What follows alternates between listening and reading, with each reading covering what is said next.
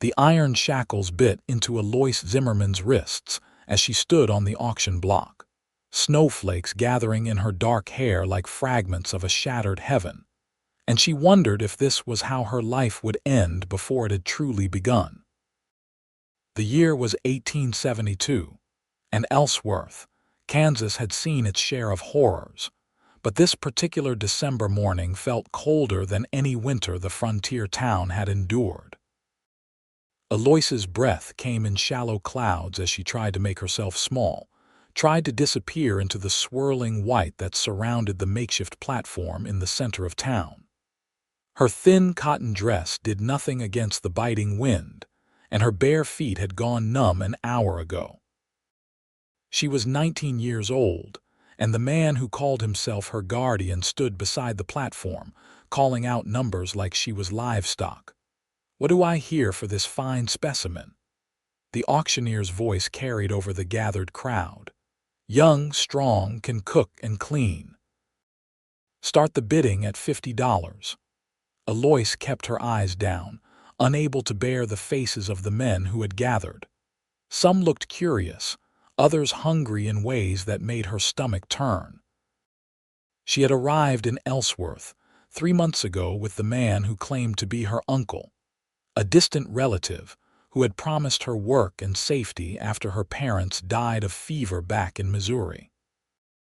Instead, he had gambled away every cent she had earned as a seamstress, and when his debts grew too large, he had decided she was the solution. The crowd murmured, but no one spoke up. $50 was a significant sum, and the snow was coming down harder now, making everyone anxious to return to their warm homes and businesses. "Come now, gentlemen," the auctioneer pressed. "She's got all her teeth, no diseases, a bargain at this price." Eloise felt tears burning behind her eyes, but she refused to let them fall. She would not give these people the satisfaction of seeing her break. A figure moved through the crowd, tall and broad-shouldered, his face hidden beneath the wide brim of a dark hat.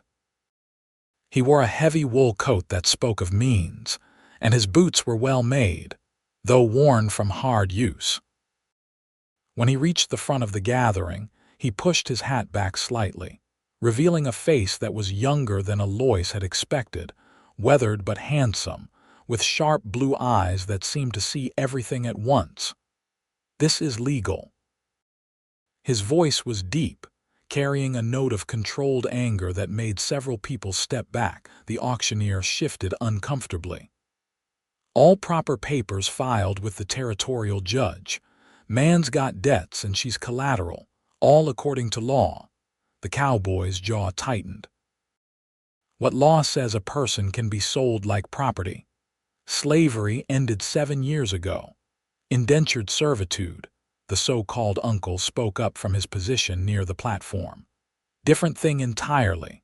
Girl owes me for room and board for transportation costs. This is about settling accounts." The cowboy turned his gaze on the older man, and Eloise saw her uncle actually take a step backward. There was something dangerous in the stranger's eyes, something that suggested he had seen violence and was not afraid to meet it again. "How much does she owe?" the cowboy asked. $200, the uncle said quickly, "plus the 50 for processing fees." "That's robbery," someone in the crowd muttered. The cowboy reached into his coat and pulled out a leather wallet. He counted out bills with deliberate precision, his movements careful despite the snow that was now falling in thick curtains around them. $250, he said, holding the money up. "I'm buying her debt and then I'm tearing up the papers. She goes free." The crowd went silent. Even the auctioneer seemed stunned. "Now hold on," the uncle started, but the cowboy cut him off. "You can take this money, or you can take your chances with the sheriff explaining how you're selling your own kin. I saw him watching from the jail window. Don't think he's too pleased with these proceedings." The uncle's eyes darted toward the jail, and sure enough, Sheriff Tom Morrison stood in the doorway, hand resting on his gun belt. The lawman's expression was grim. Eloise's uncle snatched the money from the cowboy's hand. "Fine. She's yours." "Good riddance." The cowboy climbed onto the platform in 2 long strides. Up close, Eloise could see he was young, probably only 25 or 26, with dark hair that curled slightly at his collar. His hands were calloused but gentle as he examined her shackles. "Where's the key?" he demanded. The auctioneer fumbled with a ring of keys, finally producing the right one. The cowboy took it and carefully unlocked the iron cuffs, and Eloise gasped as blood rushed back into her hands. The pain was immediate and sharp, and she swayed on her feet. The cowboy caught her before she could fall, wrapping his coat around her shoulders. It was warm from his body heat and smelled of leather and sage smoke. "Easy now," he said quietly. "I've got you." "Why?" The word escaped her lips before she could stop it. He looked down at her, and she saw something in his eyes that she could not quite name. "Because it was the right thing to do." "Can you walk?" Eloise nodded, though she was not certain. Her feet felt like blocks of ice, and her legs were shaking from more than just the cold. The cowboy kept one arm around her shoulders as he helped her down from the platform. The crowd parted for them, and she heard whispers following in their wake. They made it perhaps 20 feet before her legs gave out entirely. Without hesitation, the cowboy swept her up into his arms, carrying her as though she weighed nothing at all. "My horse is just ahead," he told her. "I'm staying at the boarding house on 3rd Street. Mrs. Patterson runs a respectable place. She'll help get you warm and fed." "I don't understand," Eloise managed through chattering teeth. "You don't know me. Why would you spend so much money?" "My name is Fletcher Cole," he said, not quite answering her question. "And you don't owe me anything, miss. That money I paid your uncle, consider it a gift. You're free to go wherever you please once you're back on your feet." They reached his horse, a sturdy bay gelding that stood patiently despite the snow. Fletcher lifted Eloise onto the saddle with surprising ease, then swung up behind her. He kept one arm wrapped securely around her waist, and she found herself leaning back against his chest, too exhausted and cold to care about propriety. The ride to the boarding house took only minutes, but Eloise felt herself drifting in and out of consciousness. She was vaguely aware of Fletcher calling out to someone, of being carried again, of female voices speaking in concerned tones. Then there was warmth, blessed warmth, and soft blankets being tucked around her. When she finally surfaced fully, she found herself in a small but clean room, lying in an actual bed with quilts piled on top of her. A fire crackled in a small hearth, and a woman in her 50s sat in a chair nearby, knitting. "There you are," the woman said with a kind smile. "I'm Agnes Patterson. You're safe here, dear." Mr. Cole explained the situation. "How are you feeling?" Eloise tried to sit up and realized she was wearing a warm flannel nightgown that was not hers. "Where are my clothes?" "Being washed and dried," Agnes said. "They were soaked through." "Don't worry, I dressed you myself. Very proper. Mr. Cole has been waiting downstairs, asking after you every hour. He seems quite concerned." "He shouldn't be," Eloise said, though her heart did something strange at the thought of Fletcher waiting for news of her recovery. "He doesn't know me." Agnes set down her knitting and moved to the bed, placing a cool hand on Eloise's forehead. "Well, you don't have a fever, which is good. You were half frozen when he brought you in. Been sleeping for near about 6 hours. She poured water from a pitcher into a cup and handed it to Eloise. "Drink this, slowly now." The water was cool and sweet, and Eloise realized how thirsty she was. She drank the entire cup, and Agnes refilled it without being asked. "What time is it?" Eloise asked. "Coming on evening. The snow hasn't let up. Looks like we're in for a real blizzard." Agnes studied her with sharp but not unkind eyes. "Mr. Cole paid for this room for a week. Said you were to have whatever you needed. Meals, clothing, anything at all. He's a good man, that one. Doesn't throw money around lightly. I'll pay him back, Eloise said firmly, though she had no idea how. She owned nothing, had nothing. You can discuss that with him yourself, Agnes said. For now, you need to eat. I'll bring up some stew and fresh bread. You're thin as a rail. After Agnes left, Eloise took stock of her situation. The room was simple but comfortable, with whitewashed walls and a braided rug on the floor. Someone had placed her few possessions, what little she had been allowed to keep, on the dresser. A hairbrush with a broken handle, a small silver locket that had belonged to her mother, and a handkerchief embroidered with her initials. She opened the locket and looked at the tiny portraits inside, her parents on their wedding day, young and hopeful. They had been good people, hard-working farmers who had dreamed of giving their daughter a better life. They certainly had not imagined her standing on an auction block in a frontier town. Agnes returned with a tray laden with food, beef stew thick with vegetables, bread still warm from the oven, butter, and a slice of apple pie.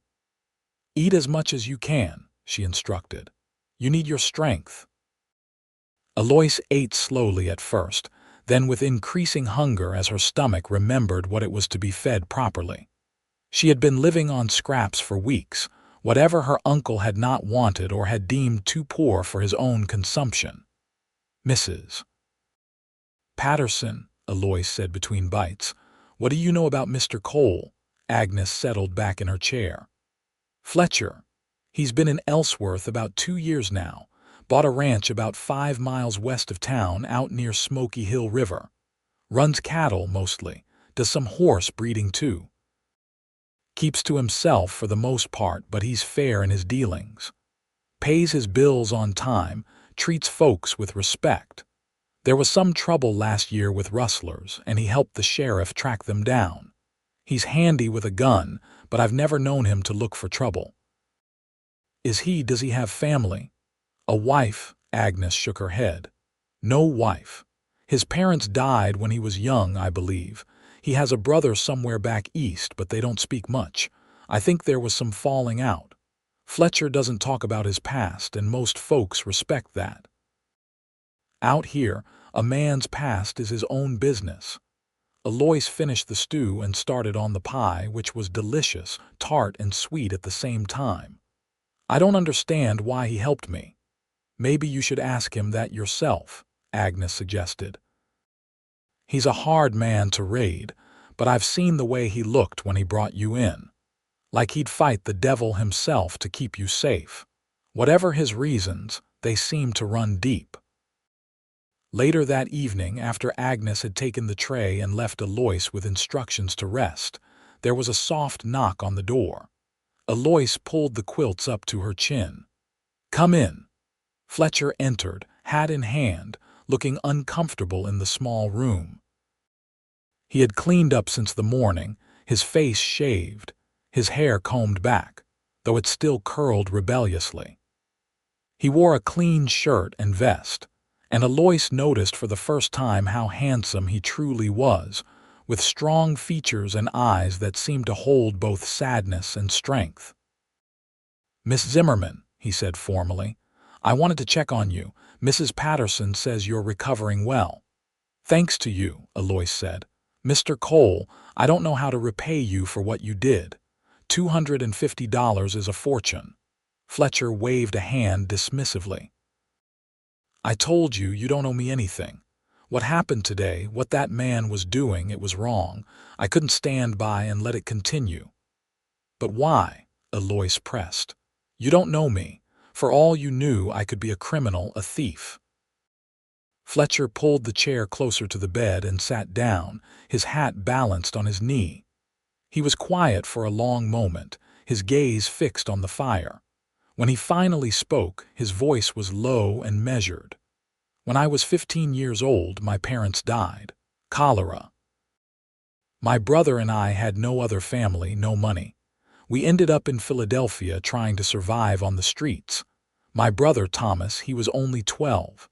A man found us, said he'd give us work and shelter. We were so desperate we didn't ask questions. Fletcher's jaw tightened. Turned out he ran a factory, employed children mostly.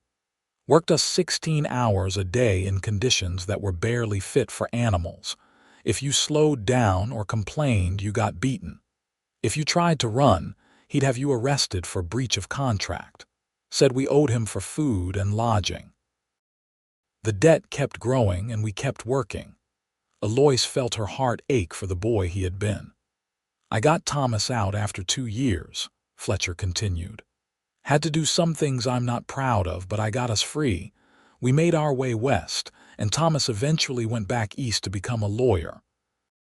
He fights for workers' rights now, tries to change the laws that let men like that factory owner get away with what they did. Fletcher looked up at Eloise, and she saw the pain in his eyes. When I saw you on that platform today, I saw myself at 15. I saw my brother. I couldn't let history repeat itself, not when I had the power to stop it. I'm sorry, Eloise whispered. I'm so sorry that happened to you. Don't be sorry for me, Fletcher said. I survived. I made something of myself.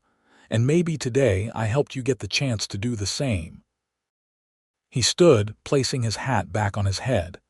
You rest now. Mrs. Patterson will take good care of you. When you're ready, we'll figure out what comes next, but there's no rush. You're safe here. As Fletcher reached the door, Eloise called out, Mr. Cole, thank you. Truly, you saved my life today. He turned back, and for the first time she saw him smile. It transformed his face, softening the hard lines and making him look younger. You're welcome, Miss Zimmerman. Sleep well. Over the next few days, as the blizzard raged outside, Eloise recovered her strength. Agnes fussed over her like a mother hen, bringing meals and sitting with her in the evenings, teaching her to knit and sharing gossip about the town. Fletcher came by twice a day, morning and evening, to check on her progress. He never stayed long, mindful of propriety. But Eloise found herself looking forward to his visits more than she wanted to admit. On the third day, when the snow had finally stopped and the sun emerged over a world transformed into white crystal, Agnes brought Eloise a package wrapped in brown paper. From Mr. Cole, Agnes said with a knowing smile. He rode into town first thing this morning. Inside, Eloise found a dress of deep blue wool, simple but well made, along with a warm cloak, sturdy boots, stockings, and undergarments. Everything was exactly her size. There was also a small card in Fletcher's neat handwriting that read simply, "So you don't have to wear Mrs. Patterson's nightgown forever." Eloise laughed despite herself, clutching the dress to her chest. It had been so long since anyone had shown her such thoughtfulness. That evening, dressed in her new clothes with her hair properly brushed and pinned, Eloise came downstairs for dinner for the first time. The boarding house dining room was warm and inviting, with a long table where guests gathered for meals. Fletcher was already there, talking quietly with an older man about cattle prices. When he saw Eloise, he stood immediately. "Miss Zimmerman," he said, "you look well. It's good to see you up and about." "Thanks to your generosity," Eloise replied, very aware of the other guests watching them with curious eyes. "The dress is beautiful. You shouldn't have spent more money on me." "It was necessary," Fletcher said practically. "Can't have you freezing. Please sit." Dinner was a lively affair, with Agnes serving roasted chicken, potatoes, and vegetables from her root cellar. The other guests were a mix of travelers and semi-permanent residents, including a retired Army officer, a young couple heading to California in the spring, and a newspaper reporter from Chicago writing about life on the frontier. The reporter, a man named Harold Bingham, seemed particularly interested in Fletcher. "I hear you have a successful ranch, Mr. Cole. How many head of cattle do you run?" "About 200, Fletcher answered, clearly uncomfortable with the attention. "It's a modest operation. And you manage it alone. I have 2 hands who help. Good men, reliable." "And what about you, Miss Zimmerman?" Harold turned his attention to Eloise. "Are you new to Ellsworth?" Eloise felt heat rising to her cheeks. She had no idea how to answer, what story to tell. But Fletcher intervened smoothly. "Miss Zimmerman is recovering from a difficult situation," he said, his tone making it clear the subject was closed. "She's a guest here, just as we all are." Harold had the grace to look abashed. "Of course, I apologize if I overstepped." After dinner, Fletcher asked Eloise if she would like to take some air on the boarding house porch. The night was cold but clear, with stars scattered across the sky like diamond dust. They stood at the railing, their breath forming clouds in the frigid air. "I'm sorry about Harold," Fletcher said. "He means well, but he's nosy." "It's all right," Eloise replied. "I suppose I'll have to get used to questions. People will want to know who I am, where I came from." "You don't owe anyone your story," Fletcher said firmly. "What matters is who you are now and who you want to be." Eloise looked up at him, at his profile silhouetted against the starlight. "Who do you think I should be?" Fletcher turned to face her, and the intensity in his eyes made her breath catch. "I think you should be whoever makes you happy. You've been through hell, Miss Zimmerman. You deserve the chance to build the life you want." "I don't even know where to start," Eloise admitted. "I have no money, no skills except for sewing, and that clearly wasn't enough to keep me safe." "Sewing is a valuable skill," Fletcher said. "Mrs. Henderson, the woman who runs the dry goods store, has been complaining for months that she needs help. Half the women in town are begging for someone to make or mend their dresses. You could make a good living." Eloise considered this. "Do you think she would hire me?" "I know she would." "I can introduce you tomorrow if you'd like." "I'd like that very much." Eloise hesitated, then added, "You've been so kind to me, Mr. Cole. I feel like I'm taking advantage of your generosity." "Fletcher," he said. "Please call me Fletcher, and you're not taking advantage. I'm helping because I want to, not because I expect anything in return." "Then you should call me Eloise," she said softly. "Eloise." The way he said her name, slow and careful, made something flutter in her chest. "It's a beautiful name."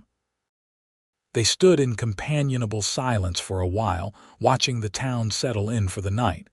Lights glowed in windows, and somewhere a dog barked. It was peaceful, almost perfect. "Can I ask you something?" Eloise ventured. "Do you ever regret coming west? Do you miss your brother?" Fletcher's expression grew thoughtful. "I miss Thomas, yes. We write letters, but it's not the same as having him here. But I don't regret coming west. Out here, a man can make himself into something new. The past doesn't have to define you. There's freedom in that, even if it comes with its own challenges."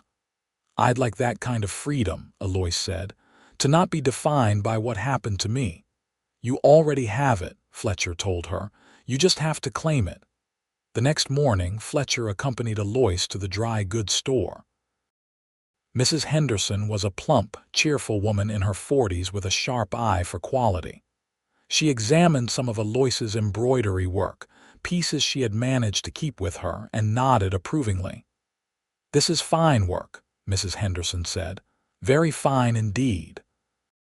I could certainly use someone with your skills. I can offer you room and board plus a small wage to start. If business picks up, and I expect it will once word spreads, I can pay you more." "That's very generous," Eloise said, hardly daring to believe her luck. "When can you start?" "Immediately, if you need me." Mrs. Henderson beamed. "Excellent.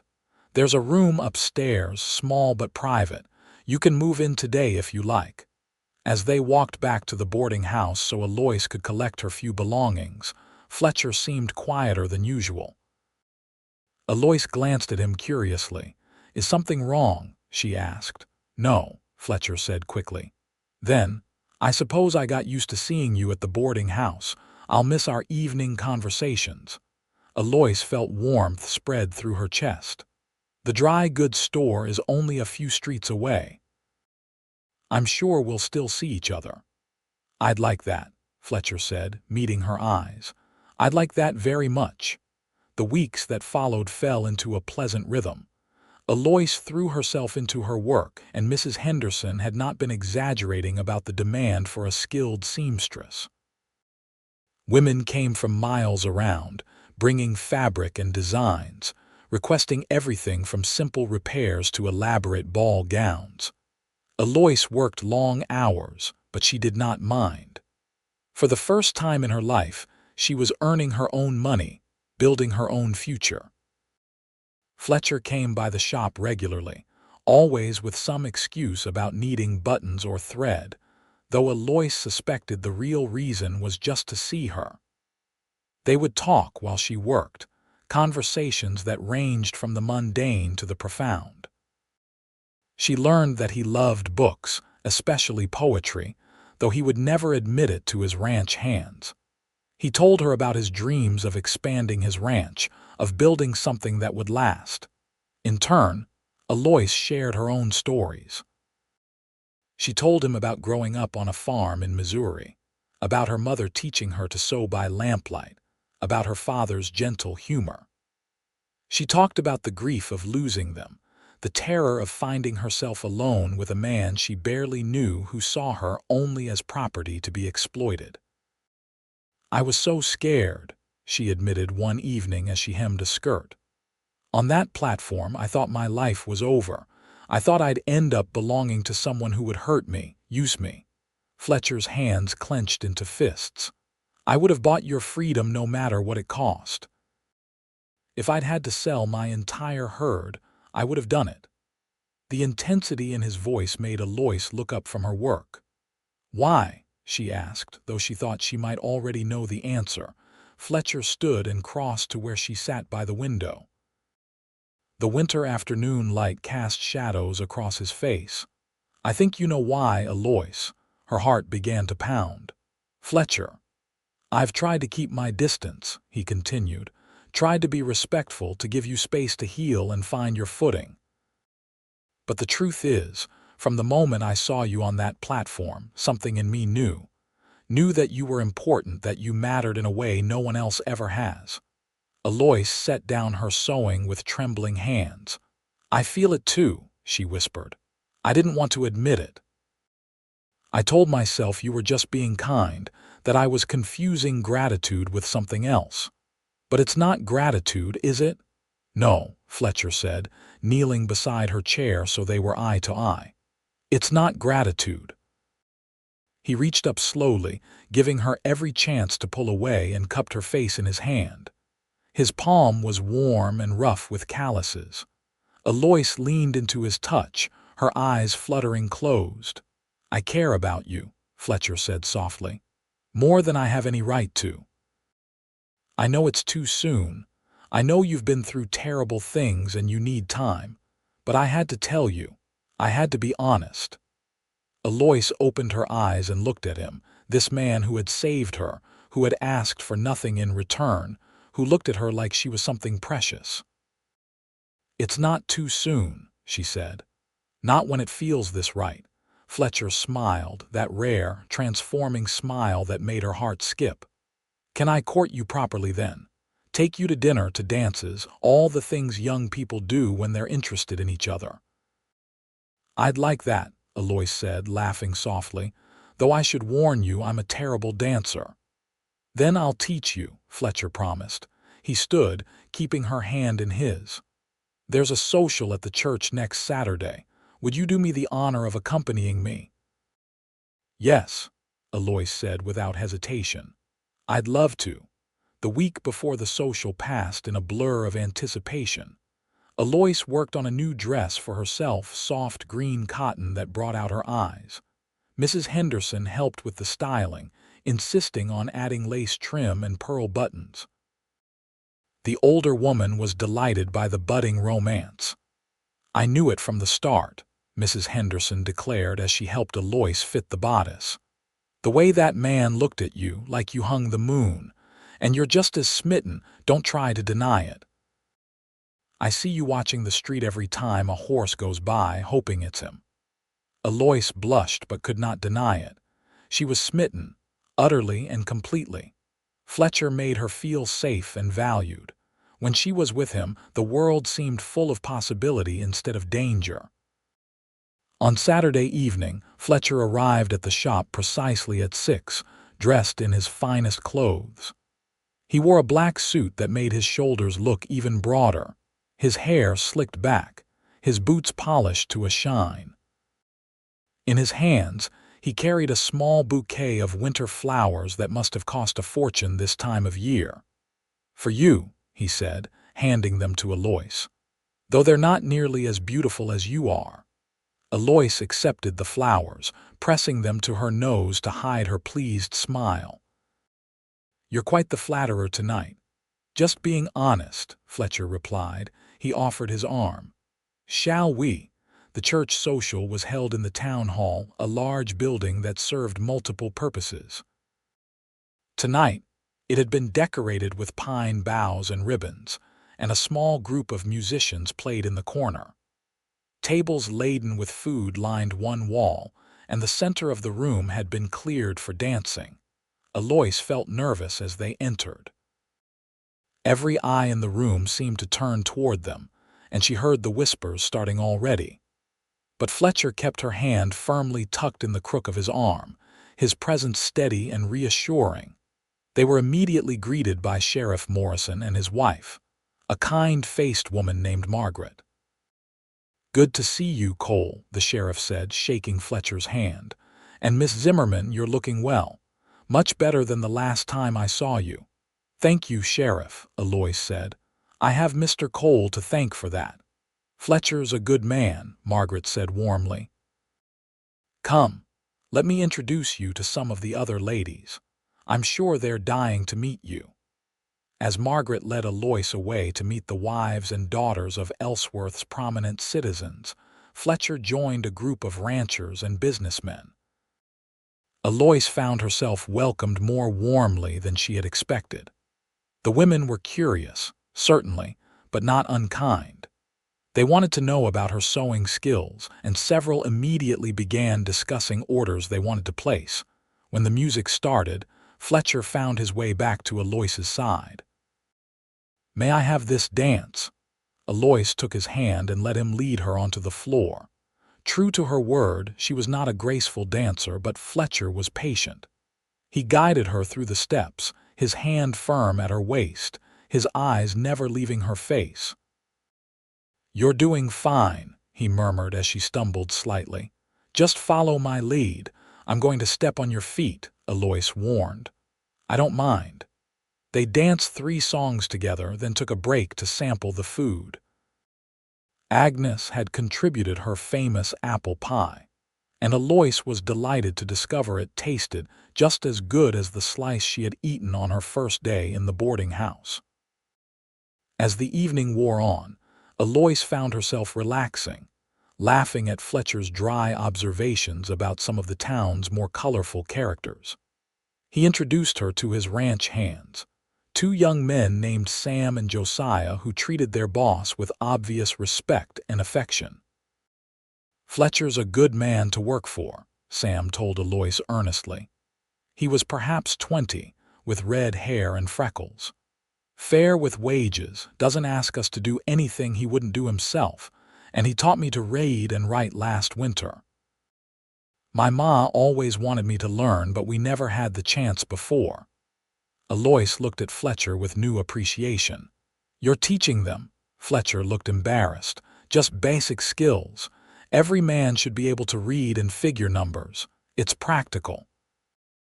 "It's kind," Eloise corrected gently. As the night drew to a close, Fletcher walked Eloise back to the dry goods store. The streets were quiet, lit by lamplight and stars. Their footsteps crunched in the packed snow, and their breath formed clouds in the cold air. "I had a wonderful time tonight," Eloise said as they reached the shop door. "Thank you for inviting me." "The pleasure was entirely mine," Fletcher said. He hesitated, then asked, "Eloise, would you like to come out to the ranch sometime? See where I live, meet the animals. I promise to have you back before dark, all proper." "I'd love that," Eloise said. "Perhaps next Sunday after church." "Next Sunday," Fletcher agreed. He lifted her hand to his lips and pressed a gentle kiss to her knuckles. "Good night, Eloise." "Good night, Fletcher." The week passed slowly, each day feeling longer than the last.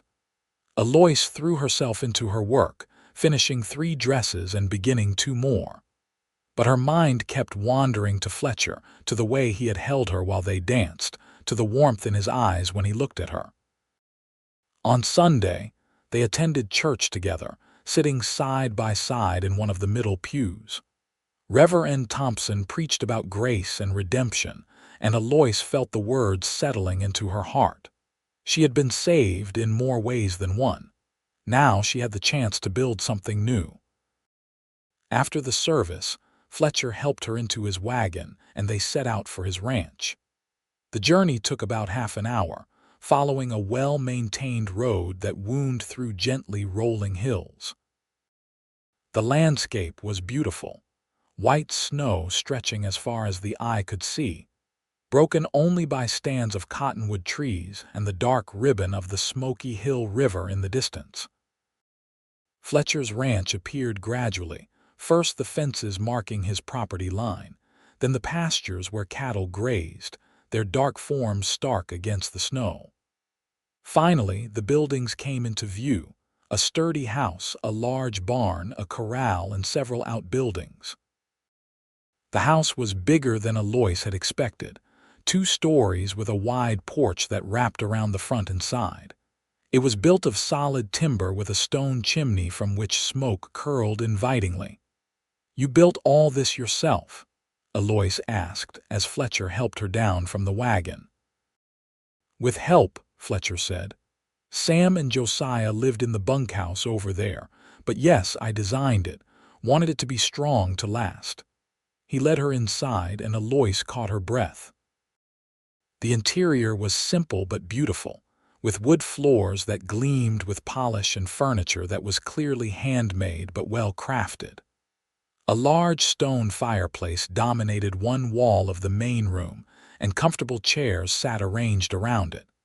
Bookshelves lined another wall, crammed with volumes. "Fletcher, it's wonderful," Eloise said, turning in a slow circle. "It's a real home." "It could be," Fletcher said quietly, "if it had the right person in it." Eloise looked at him, understanding the implication. Her heart began to race. Fletcher took a step closer. "I'm not good with words, Eloise.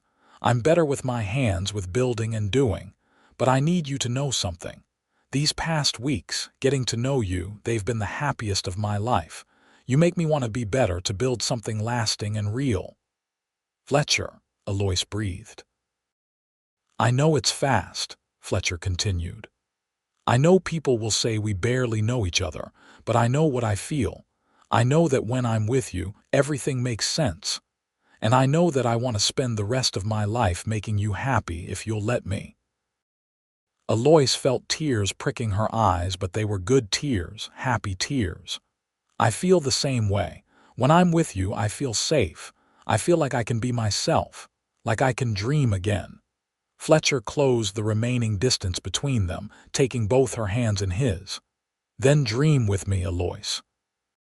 Stay here, not as a guest or an employee, but as my wife. Build this life with me. Let me love you the way you deserve to be loved." "Yes," Eloise said, the word coming out half laugh, half sob. "Yes, Fletcher, I'll marry you." Fletcher pulled her into his arms, holding her close. Eloise wrapped her arms around his neck, feeling his heart pounding against her chest. When he finally pulled back enough to look at her, his eyes were bright with emotion. "I'm going to make you so happy," he promised. "I'm going to spend every day of my life making sure you never regret this." "I could never regret this," Eloise assured him. "You gave me back my life, you gave me hope. I love you, Fletcher Cole." "I love you too," Fletcher said, and then he was kissing her, gentle and sweet and full of promise. They spent the rest of the afternoon at the ranch, with Fletcher showing Eloise everything. He introduced her to his horse, the bay gelding named Dusty, who had carried her to safety that first terrible day. She met the cattle, watching them graze peacefully in the winter sun. Fletcher showed her the barn where he kept hay and equipment, the chicken coop where a dozen hens scratched and pecked, the root cellar stocked with provisions for winter. "There's an office upstairs," Fletcher said as they returned to the house. "I use it for my accounts and correspondence. But it could be a sewing room if you wanted. Big windows for good light." "You'd want me to keep working?" Eloise asked, surprised. "Of course. You're talented and you enjoy it. Why would I ask you to give that up? Besides, Mrs. Henderson would probably skin me alive if I took away her best seamstress." Eloise laughed, imagining the scene. "She would make quite a fuss." They sat by the fire, drinking coffee that Fletcher brewed, and made plans. They would marry in the spring, Fletcher suggested, giving Eloise time to prepare and to let the gossips of Ellsworth get used to the idea. In the meantime, she would continue living at the shop, but they would see each other regularly, properly courting as engaged couples did. "I want to do this right," Fletcher said. "I want everyone to know that I respect you, that this is a real marriage built on love, not convenience or obligation." "I appreciate that," Eloise said, "though I think we both know the gossips will talk no matter what we do." "Let them talk," Fletcher said, pulling her closer on the settee they shared. "They'll see soon enough how happy we are." As the sun began to set, painting the snow gold and pink, Fletcher reluctantly prepared to take Eloise back to town. Before they left, he walked her to the window of what would become her sewing room. "I'll build you a proper work table," he said, "with drawers for storage and good lighting, whatever you need." Eloise leaned against him, imagining the room filled with fabric and thread, imagining herself working here in her own home with her husband nearby. It seemed almost too good to be true, a dream she had never dared to dream. "Thank you," she said softly, "for all of this. For seeing me, for saving me, for loving me." "Thank you," Fletcher replied, pressing a kiss to the top of her head, "for saying yes, for giving me the chance to make you happy." The journey back to town was quiet but comfortable, Eloise tucked against Fletcher's side with a blanket wrapped around them both. She felt peaceful in a way she had not experienced in years, not since before her parents died. Over the following months, Eloise and Fletcher's courtship became the talk of Ellsworth, though not in the scandalous way Eloise had feared. Instead, people seemed charmed by the story, the cowboy who had saved the girl from a terrible fate, the romance that had bloomed from that act of heroism. When they walked together through town, people smiled and called out greetings. Fletcher was attentive and romantic in ways that surprised everyone, including himself. He brought Eloise wildflowers when the first blooms appeared in March. He took her on picnics by the river, spreading blankets and unpacking baskets of food that Agnes had helped him prepare. He read poetry to her in the evenings, sitting in Mrs. Henderson's parlor with the older woman as chaperone, his deep voice bringing new life to words written by men long dead. Eloise, in turn, made Fletcher a shirt from fabric she had been saving, stitching his initials on the cuff in delicate embroidery. She baked him cookies using her mother's recipe, laughing when the first batch burned because she had been too distracted thinking about him. She learned about cattle and horses, asking questions and actually listening to the answers, understanding that this was Fletcher's passion, his life's work. In April, Fletcher formally asked Eloise to marry him, presenting her with a simple gold band that had belonged to his mother. They were sitting on the porch of the ranch house, watching the sunset paint the sky in shades of orange and purple. "It's not much," Fletcher said, slipping the ring onto her finger. But it was the only thing of my mother's I managed to keep. She would have loved you, I think. She would have been so happy to know it found its way to someone worthy of wearing it. Eloise looked at the ring through tears, turning her hand so the gold caught the dying light. It's perfect. Everything about this is perfect. They set their wedding date for May 15th, a Saturday. Reverend Thompson would perform the ceremony in the small church, and Agnes had volunteered to host the reception at the boarding house. Mrs. Henderson was making Eloise's dress, insisting it was to be her wedding gift, a beautiful creation of white silk with lace overlay and tiny pearl buttons down the back. As the wedding approached, Eloise found herself almost dizzy with happiness. She had gone from the lowest point of her life to heights she had never imagined possible. Sometimes, late at night, she would touch the ring on her finger and marvel at how much had changed in just a few short months. Fletcher, too, seemed transformed. Sam and Josiah commented that they had never seen their boss smile so much, had never heard him whistle while he worked. The ranch was thriving, with new calves arriving daily and the horses Fletcher bred fetching good prices at market. Everything seemed touched with golden possibility.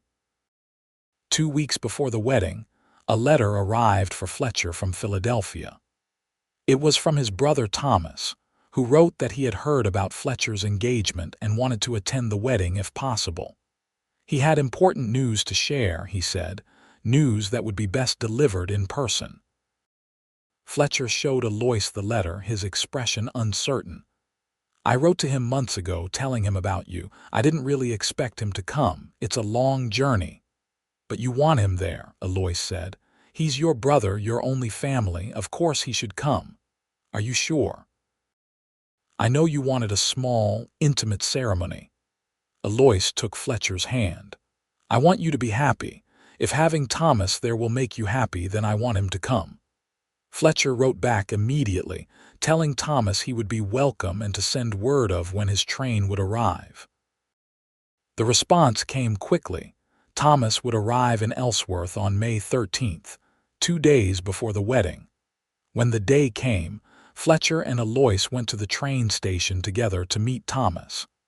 Eloise was nervous, wanting to make a good impression on Fletcher's only family. As the train pulled into the station in a cloud of steam and noise, Fletcher squeezed her hand reassuringly. He's going to love you, Fletcher promised. How could he not? Thomas Cole stepped off the train, and Eloise saw immediately the resemblance between the brothers. Thomas was a bit shorter and slighter in build, with the same dark hair and sharp features. He wore an expensive suit and carried a leather briefcase, every inch the successful lawyer. But when he saw Fletcher, his serious expression broke into a grin, and he dropped his bag to embrace his brother. Fletcher, God, it's good to see you. You look well. Ranch life agrees with you. Thomas, Fletcher said, his voice thick with emotion. He had not seen his brother in 3 years. Thank you for coming. I want you to meet someone. He turned, drawing Eloise forward. This is Eloise Zimmerman, my fiancée. Eloise, this is my brother Thomas. Thomas took Eloise's hand, studying her with intelligent brown eyes. Miss Zimmerman, it's a pleasure. Fletcher's letter spoke highly of you, but I can see he was actually understating the case. You're lovely. Thank you, Mr. Cole, Eloise said, blushing. Fletcher has told me so much about you. I'm honored you came all this way. Please call me Thomas. We're going to be family after all. He retrieved his bag and the 3 of them headed back into town. Fletcher, I have something important to discuss with you. Both of you, actually. Is there somewhere we can talk privately? They went to the ranch, where Thomas declined refreshments and instead pulled papers from his briefcase. His expression was serious as he laid them on Fletcher's dining table. I've been tracking that man, Thomas said without preamble. The one who called himself Eloise's uncle and tried to sell her. Eloise felt her stomach drop. Fletcher moved immediately to her side, his arm around her shoulders. Why? Fletcher asked, his voice hard. Because what he did was illegal, regardless of what he claimed about indentured servitude. I've been building cases against men like him for years, men who exploit vulnerable people and hide behind corrupt interpretations of the law. Thomas looked at Eloise with sympathy. I wanted to make sure he couldn't hurt anyone else, and I wanted to verify your story to make sure he had no legal claim on you whatsoever. And, Eloise's voice came out as barely more than a whisper, he's in jail, Thomas said with satisfaction. In Missouri. Turns out he had warrants out for fraud and theft. When I started asking questions, the authorities took notice. He'll be serving at least 10 years. Thomas slid a document across the table.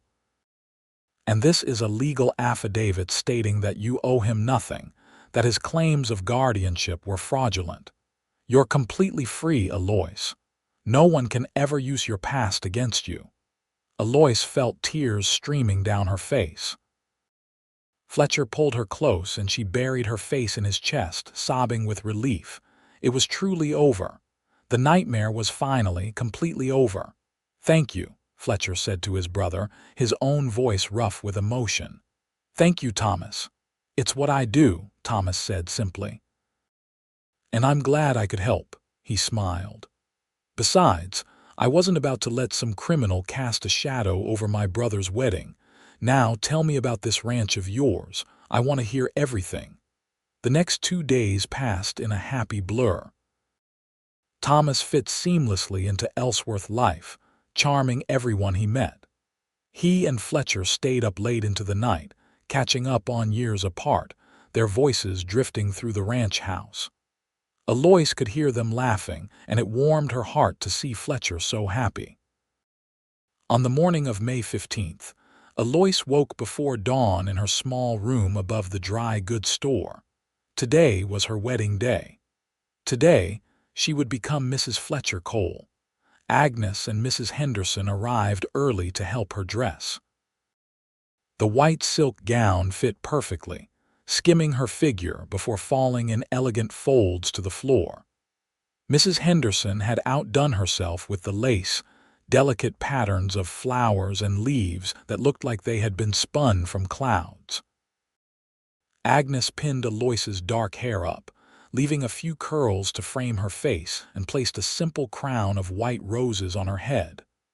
"Oh, darling," Agnes said, tears in her eyes, "you look like an angel." Eloise looked at herself in the mirror and barely recognized the woman staring back. She looked happy, radiant even. So different from the broken, terrified girl who had stood on an auction block just 6 months ago. The church was small but packed. It seemed like the entire town had turned out for the wedding. Eloise walked down the aisle on the arm of Sheriff Morrison, who had kindly agreed to give her away in the absence of her father. She saw familiar faces smiling at her from the pews, people who had become friends, people who were now part of her community. But she only had eyes for Fletcher, who stood at the altar in a black suit, his hair neatly combed, his blue eyes locked on her. As she drew closer, she saw that his eyes were shining with unshed tears. "Dearly beloved," Reverend Thompson began, and Eloise felt herself floating through the ceremony. She heard herself making vows, promising to love and honor and cherish. She heard Fletcher's deep voice responding, steady and sure. And then he was slipping a gold band onto her finger, a match to the one that had belonged to his mother. "I now pronounce you husband and wife," Reverend Thompson declared. "Fletcher, you may kiss your bride." Fletcher cupped Eloise's face in his hands, his touch gentle, and kissed her. It was a kiss full of promise, of love, of hope for all the years to come. When they finally broke apart, the church erupted in applause and cheers. They walked back down the aisle together, husband and wife, and Eloise felt like her heart might burst with joy. Outside, the May sunshine was warm and bright, and the air smelled of lilacs and fresh grass. It was a perfect day for a new beginning.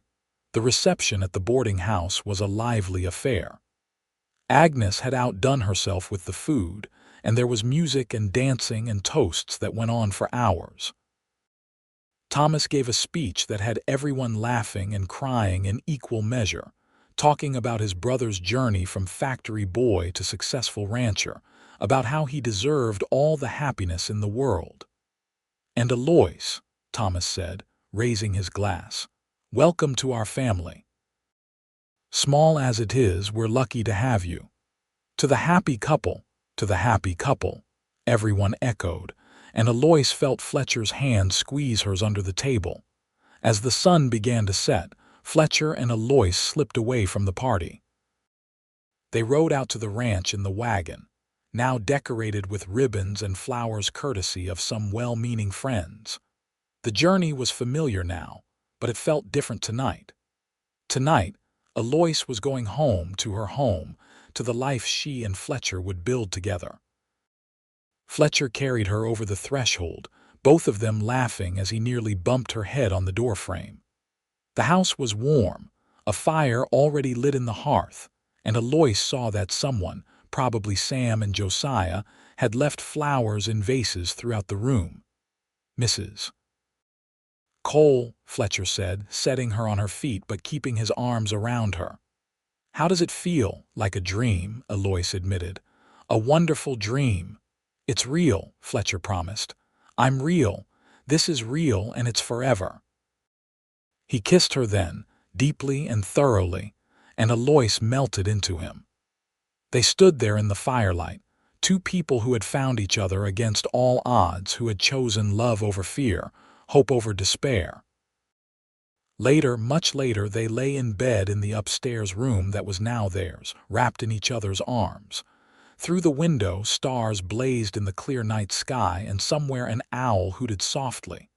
"Fletcher," Eloise said sleepily, "tell me again, tell me how you knew." "Knew what?" Fletcher's voice was a low rumble in his chest. "That day in the snow. How did you know I was worth saving?" Fletcher was quiet for a moment, his hand stroking her hair. "I looked at you and I saw strength. Despite everything that was happening to you, despite the fear and the cold and the humiliation, you were still standing. You hadn't broken. And I thought, there's someone worth knowing, someone worth fighting for." "I'm glad you fought for me," Eloise whispered. "I'll fight for you every day for the rest of my life," Fletcher promised. "That's what love is, isn't it? Choosing someone every single day and doing whatever it takes to make them happy." "Then I choose you," Eloise said. "Every day, forever." "Forever," Fletcher agreed and kissed her again. The years that followed were good ones. The ranch prospered, growing from 200 head of cattle to 500.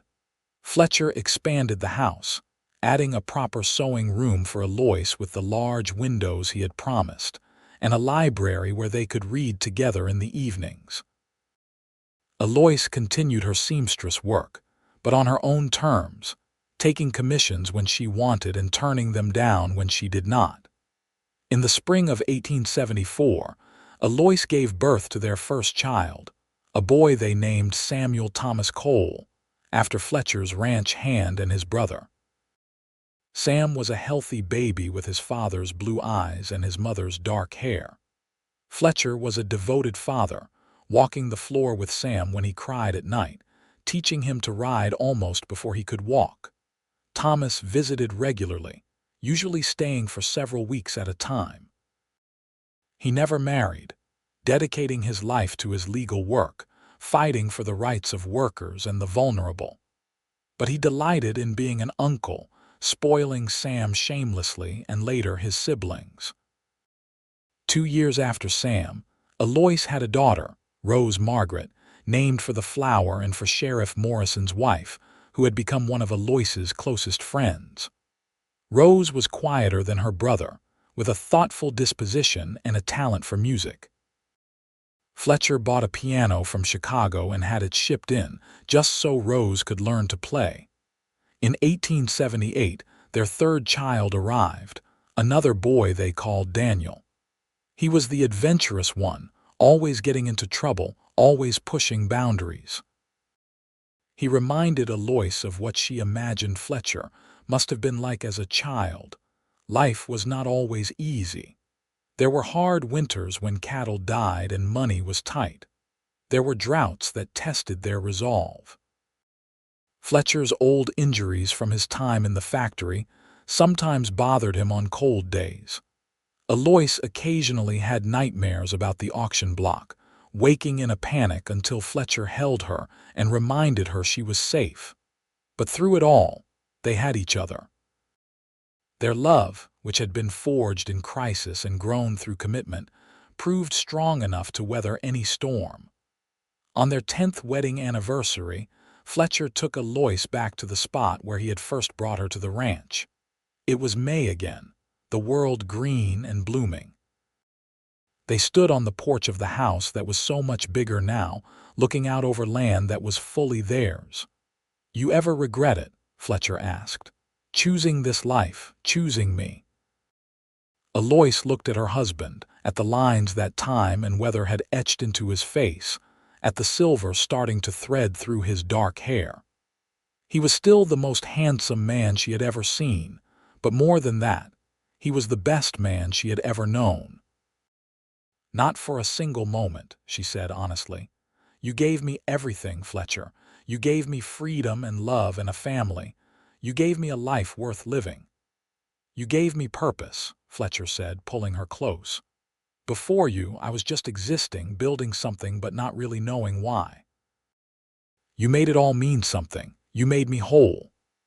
Their children burst out of the house then, Sam chasing Rose while Daniel toddled after them on chubby legs, and the moment of quiet intimacy was broken. But Eloise did not mind. This was her life now, full of noise and mess and love, so much love. That evening, after the children were in bed, Fletcher and Eloise sat on their porch swing, watching fireflies dance in the gathering darkness. Fletcher held her hand, their fingers intertwined, rings glinting in the lamplight. "Tell me a story," Eloise said, as she had so many times over the years. "What kind of story?" Fletcher asked, playing along. "A love story," Eloise said. "About a cowboy and a girl he saved." Fletcher smiled.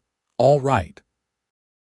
Once upon a time, on the coldest day of winter, a cowboy saw a girl who needed help. He didn't know her name or where she came from. He just knew that he had to save her, so he gave everything he had to set her free. "And then what happened?" Eloise prompted. "Then the strangest thing," Fletcher continued. "The cowboy realized that in saving her, she had saved him too. She taught him what it meant to have a home, to have a family. She showed him that love wasn't just a word in poems, but something real and powerful and worth fighting for." "Did they live happily ever after?" Eloise asked, though she knew the answer. "They did," Fletcher said, kissing her temple. "They built a life together, raised children, faced challenges, and celebrated triumphs. And every single day, the cowboy thanked God that he had been in that town on that snowy morning to save the girl who would become his whole world." "That's a good story," Eloise said softly. "It's the best story," Fletcher corrected, "because it's true."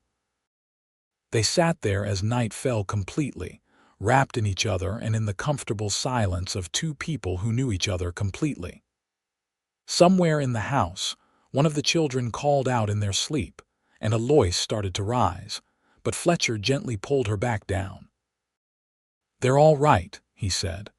"Let's just sit here a moment longer." So they did, the cowboy and his wife, in the home they had built together, surrounded by the life they had created. The stars came out one by one, filling the vast Kansas sky with light, and Eloise thought about the journey that had brought her here, from despair to joy, from captivity to freedom, from loneliness to love. She had been sold during a snowfall when she was 19, standing on a platform in a frontier town with no hope and no future. But a cowboy had bought her freedom and given her love, and in doing so, had given her everything. The years continued to unfold in a tapestry of seasons and moments. Sam grew into a young man who loved the ranch as much as his father did, learning everything Fletcher could teach him about cattle and horses and the land. Rose's musical talent blossomed, and she gave concerts in the church that brought people from neighboring towns.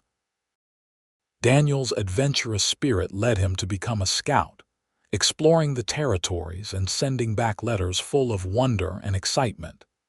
In 1885, Sam married a lovely girl named Catherine from a neighboring ranch, and Fletcher and Eloise became grandparents.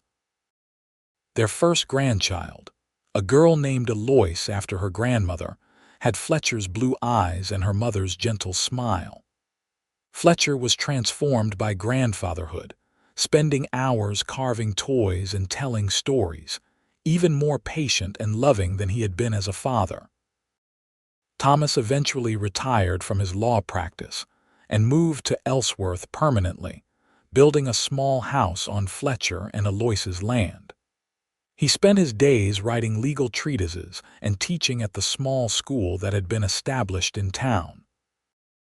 The brothers had finally come full circle, together again after years apart. On a warm summer evening in 1890, Fletcher and Eloise celebrated their 25th wedding anniversary. Their children and grandchildren gathered at the ranch, along with friends from town and neighboring properties. There was music and dancing and more food than anyone could possibly eat. Agnes, now in her 70s but still spry, made her famous apple pie. Mrs. Henderson, retired from the dry goods store, wore a dress that Eloise had made for her years ago. Sheriff Morrison, also retired, told stories about the old days when Ellsworth had been truly wild. As the sun set and lanterns were lit throughout the property, Fletcher stood and called for everyone's attention. Eloise looked at him curiously. She had not known he was planning a speech.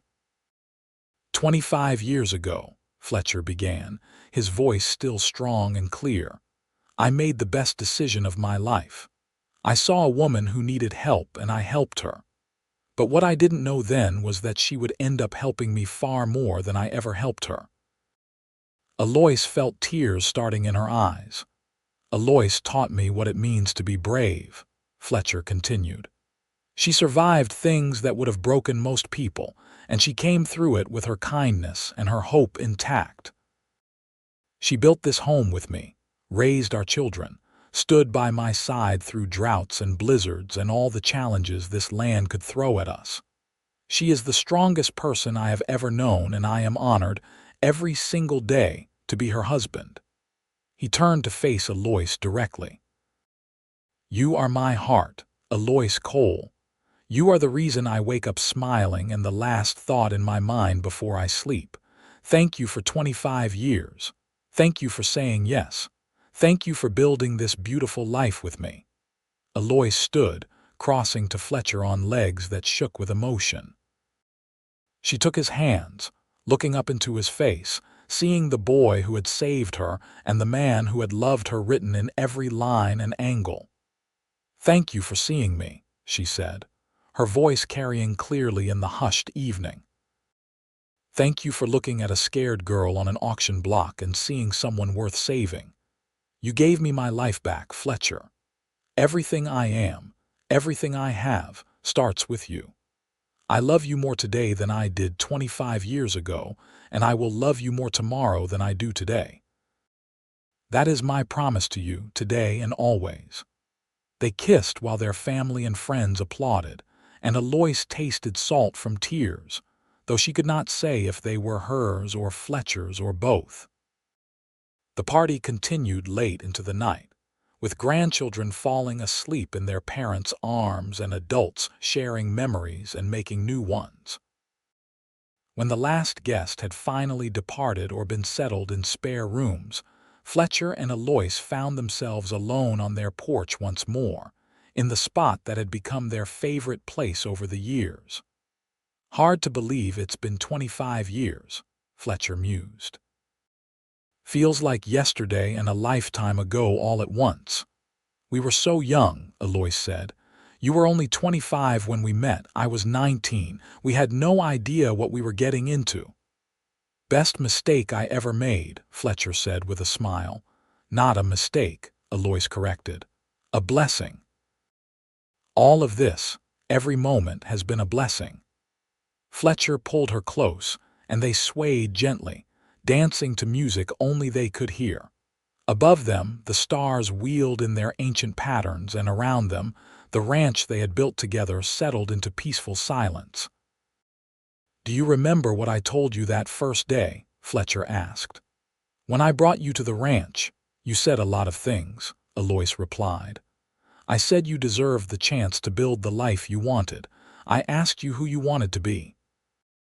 Eloise nodded, remembering that conversation as clearly as if it had happened yesterday.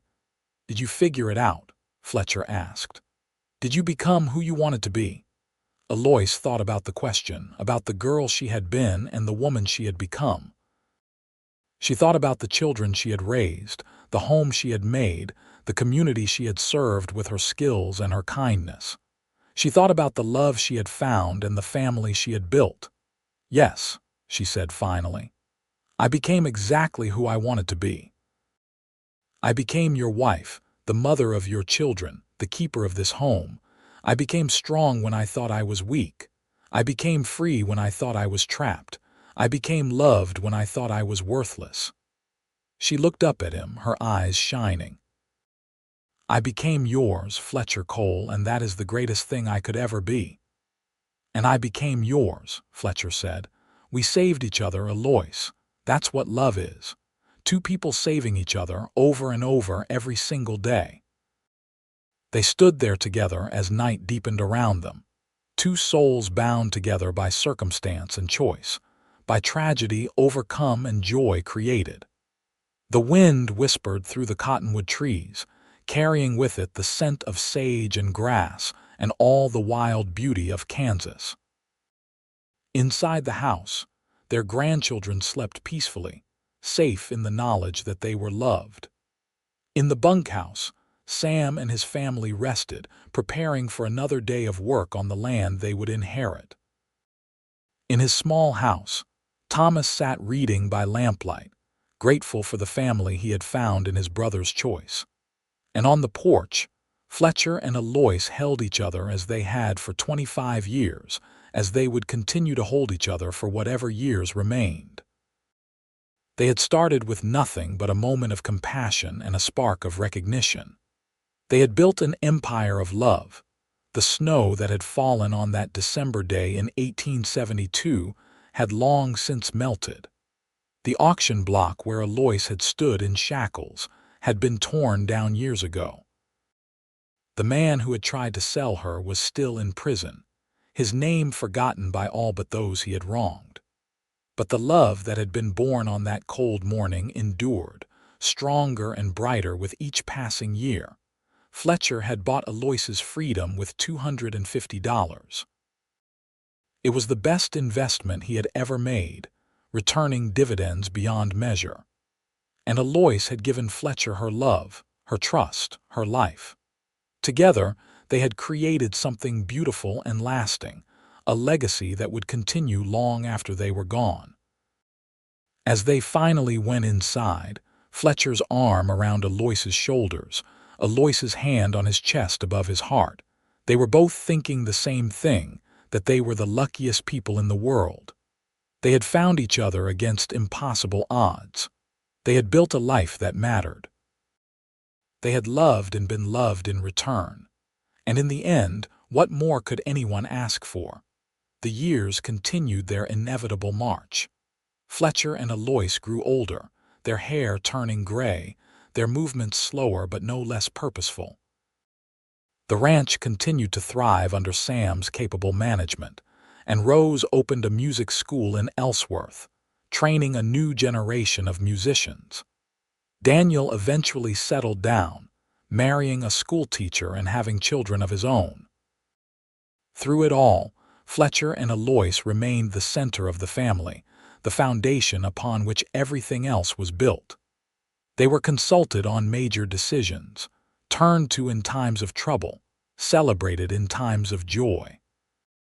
Their love story became legend in Ellsworth, told and retold until it took on mythic proportions. But those who knew them understood that the truth was more beautiful than any myth. Fletcher Cole had saved Eloise Zimmerman from a terrible fate, yes. But she had saved him just as surely, giving his life meaning and purpose beyond anything he had imagined possible. On a spring morning in 1902, 30 years after that fateful day in the snow, Fletcher and Eloise sat on their porch once more. Fletcher was 75 now, still strong but moving with the careful deliberation of age. Eloise was 69, her dark hair now silver, her face lined but still beautiful. They held hands and watched the sunrise paint the sky in shades of gold and pink. Somewhere on the property, cattle lowed and horses whinnied. Birds sang in the trees, celebrating the new day. Life continued as it always would. No regrets, Fletcher asked, as he had so many times over the years. Not a single one, Eloise replied, as she always did. You. Only that I didn't see you sooner, Fletcher said. That I couldn't save you from everything that came before. You saved me from everything that mattered, Eloise assured him. You gave me a future when I had none. You gave me love when I had lost hope. You gave me a family, a home, a life. What more could I possibly want?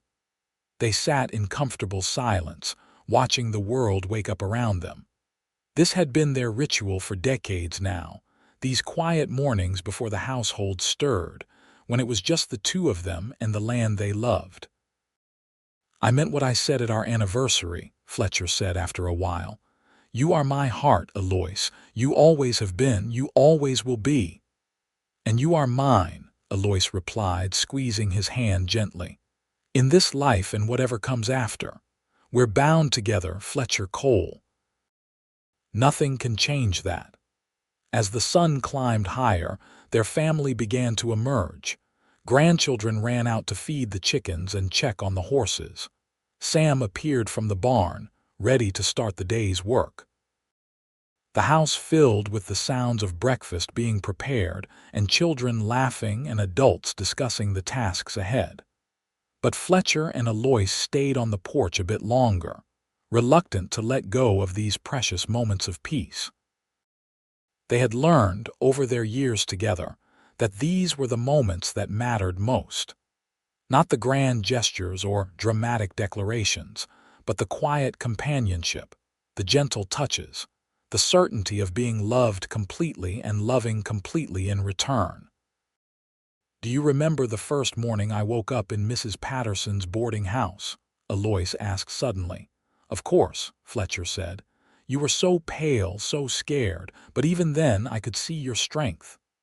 I was terrified, Eloise admitted, not just of what had happened, but of what came next.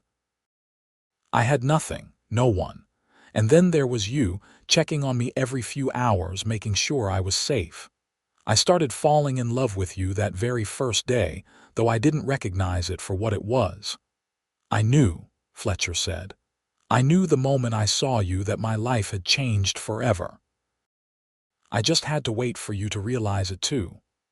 They smiled at each other, remembering that time of uncertainty and possibility when everything had been new and tentative. We've had a good life, Eloise said. Better than good, we've been blessed. We have, Fletcher agreed. And it all started with a snowfall and a choice. The choice to do what was right, even when it was hard. The choice to love, even when it was scary. The best choice, Eloise said firmly, for both of us. As their children and grandchildren called them in for breakfast, Fletcher and Eloise stood, helping each other up with the practiced ease of people who had been supporting each other for decades. They walked into the house together, into the warmth and chaos and love of their large family, and Eloise felt her heart swell with gratitude. She had been sold during a snowfall at 19, standing on an auction block with no hope for the future. But a cowboy had seen her worth when no one else did. He had bought her freedom and given her love, and in return, she had given him a life filled with meaning and joy. Their story had started in the depths of winter, in darkness and despair. But it had bloomed into an endless summer of love and family and purpose. They had faced every challenge together, celebrated every triumph together, built something lasting and beautiful together. And now, as they settled into the final chapter of their lives, surrounded by the fruits of their labor and love, they knew that their story would continue even after they were gone. It would live on in their children and grandchildren, in the ranch they had built, in the community they had served, in the love they had shared. The cowboy had bought her freedom for $250. But what they had created together was priceless, a legacy of love that would endure for generations. As Fletcher pulled out Eloise's chair at the breakfast table and kissed the top of her head before taking his own seat, as their family gathered around them with smiles and chatter and endless affection, Eloise sent up a silent prayer of thanksgiving for the snow that had fallen, for the cowboy who had saved her, for every moment of every day they had spent together. She had been given a second chance at life, and she had made the most of it. She had loved deeply and been deeply loved. She had built a home and raised a family. She had mattered. And in the end, that was everything. The story that had begun with chains and cold and fear had become a tale of freedom and warmth and love. The girl who had thought her life was over had discovered it was only just beginning. And the cowboy who had acted on compassion had found his soulmate, his partner, his heart. Together, Fletcher and Eloise Cole had written a love story for the ages. It was written in the stones of the house they had built, in the faces of their children, in the rich earth of the land they had tended. It was written in every sunrise they had watched together, every storm they had weathered, every moment of joy and sorrow they had shared. And it would endure long after the last page had been turned, long after their voices had fallen silent, because true love never dies. It simply transforms, living on in the hearts and lives of those who were touched by it. The cowboy had bought her freedom. But together they had bought something far more valuable, a lifetime of love, a family united, a legacy that would last forever. And as the morning sun streamed through the windows of their home, illuminating the faces of everyone they loved, Fletcher and Eloise knew, with absolute certainty, that they had gotten it right. They had found what everyone searches for, a love worth living for, a love worth fighting for, a love that made every hardship worthwhile and every joy sweeter.